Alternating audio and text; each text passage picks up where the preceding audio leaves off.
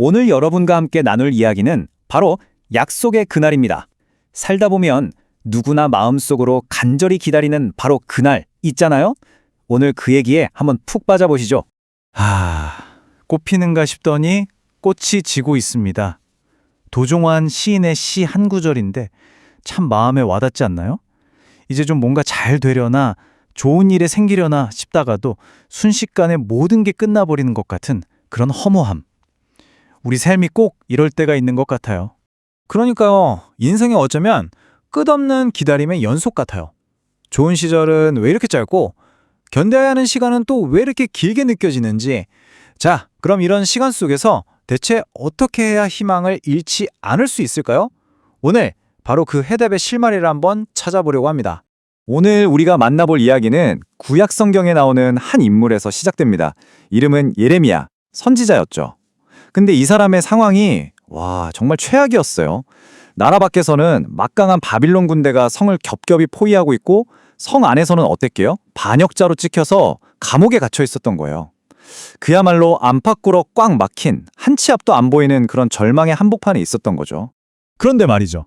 바로 그 절망의 구렁텅이에서 정말 믿을 수 없는 하나님의 음성이 들려옵니다. 내가 너에게 했던 그 좋은 약속을 이룰 날이 올 거다. 아니, 모든 게 끝났다고 생각한 바로 그 순간에 지금 현실과는 완전히 정반대의 약속을 하신 거예요.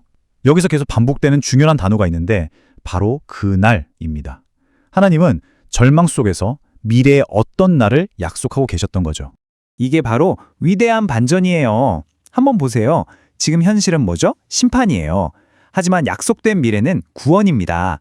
지금 눈앞은 폐허와 전쟁뿐이지만 하나님이 약속하신 미래는 평화와 안전이죠. 절망적인 현재에서 희망적인 미래로 모든 걸 180도 뒤집어버리는 엄청난 선포가 있었던 겁니다. 진짜 대단하지 않나요? 자, 그럼 이 엄청난 반전은 도대체 어떻게, 누구를 통해서 이루어지는 걸까요? 하나님은 다윗 왕의 가문에서 한 공의로운 가지가 나올 거라고 말씀하셨어요. 여기서 말하는 공의로운 가지, 이게 뭘까요? 이게 바로 먼 훗날 다윗의 후손으로 태어날 메시아, 구원자에 대한 예언인 거죠. 기독교에서는 이분이 바로 예수 그리스도라고 믿고 있고요. 그분이 오셔서 이 땅에 진짜 정의와 공의를 세울 거다라는 희망의 메시지인 겁니다. 근데 약속은 여기서 끝이 아니에요. 완전히 회복된 공동체는 이제 새로운 이름을 갖게 될 거라고 합니다. 그 이름이 뭐냐면 여호와는 우리의 의예요. 이게 그냥 이름만 바뀌는 게 아니에요. 이제 우리의 정체성이 완전히 달라진다는 뜻이죠. 더 이상 우리가 뭘 잘해서 자격이 있어서가 아니라 오직 하나님의 은혜, 하나님이 하시는 일이 우리의 새로운 정체성이 된다는 정말 놀라운 선언인 겁니다. 그래서 이 의라는 개념을 잘 이해하는 게 정말 중요해요. 우리가 보통 의롭다고 하면 법을 잘 지키고 착하게 살고 이런 행동을 생각하잖아요. 이건 우리가 노력해서 얻는 거죠. 그런데 성경에서 말하는 의, 특히 하나님이 주시는 의는 차원이 달라요. 이건 우리가 뭘 해서 얻는 게 아니라 하나님이 그냥 선물로 주시는 거예요. 죽을 수밖에 없는 우리를 살려주시는 하나님의 그 행동 자체가 바로 의라는 거죠.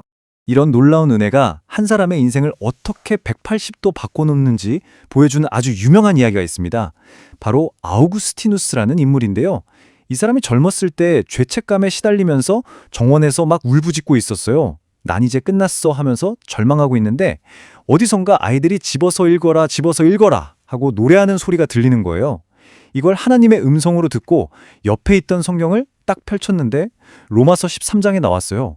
그리고 그 말씀을 읽는 바로 그 순간 마음에 있던 모든 의심과 어둠이 사라지고 빛과 평안이 가득 차오르는 경험을 하게 됩니다. 네, 바로 그 한순간이었어요. 그의 그 길고 긴 번민과 절망을 끝낸 게 무슨 대단한 철학이나 힘든 수행이 아니었습니다.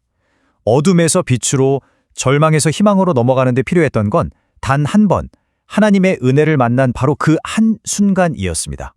예레미야에게 약속되었던 그날, 그리고 아우구스티누스가 경험했던 그 극적인 순간, 이게 그냥 옛날 이야기, 나와 상관없는 먼 미래의 이야기가 아니라는 겁니다. 성경은 분명히 말해요. 예수님을 나의 구원자로 믿고 고백하는 바로 오늘이 여러분에게 은혜의 날이고 구원의 날이라고요. 약속의 그날은 바로 오늘 여러분의 것이 될 수 있다는 말입니다. 그럼 어떻게 해야 그날을 내 것으로 만들 수 있을까요? 전혀 복잡하지 않아요. 죽음을 생명으로 바꾸시는 그분을 나의 구원자로 인정하고 지금 내가 있는 그 절망의 자리에서 그분의 이름을 부르는 거예요. 그분만이 나의 유일한 희망이라고 고백하는 것, 그게 전부입니다. 혹시 지금 예레미야처럼 사방이 꽉 막힌 것 같은 절망 속에 계신가요? 아니면 아우구스티누스처럼 지워지지 않는 과거 때문에 힘들어하고 계신가요? 오늘 여러분의 마음을 무겁게 짓누르는 그 어둠은 무엇인가요? 이것 하나만은 꼭 기억해 주세요. 어둠이 짙으면 짙을수록 우리를 다시 살리시는 그리스도의 은혜의 빛은 바로 그곳에서 더욱 찬란하게 빛난다는 사실을요.